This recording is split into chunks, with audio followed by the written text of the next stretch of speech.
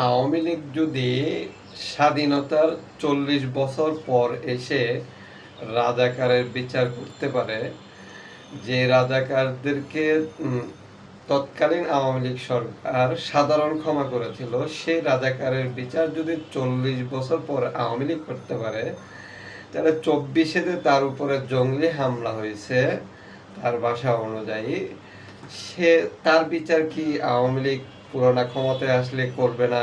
তার কোনো গ্যারান্টি দিতে পারবেন আপনারা? আওয়ামী লীগ অবশ্যই তার বিচারও করবে, যে বিচারে সে ২৪-এ তার উপরে জঙ্গি হামলা হয়েছে ওনার অনুযায়ী। এই যে ২৪-এর যে গণ উত্থান, এটা তার উপরে জঙ্গি হামলা হয়েছে। তো সে যদি এই পুরোনায় ক্ষমতায় আসে, তাহলে তো অবশ্যই যে আমার উপরে জঙ্গি হামলা হয়েছিল ২৪-এ, আমি পালিয়ে ভারতে আশ্রয় নিতে বাধ্য হয়েছিলাম, তার বিচার আওয়ামী লীগ করবে না, তার কোনো গ্যারান্টি কেউ নিতে পারবেন না।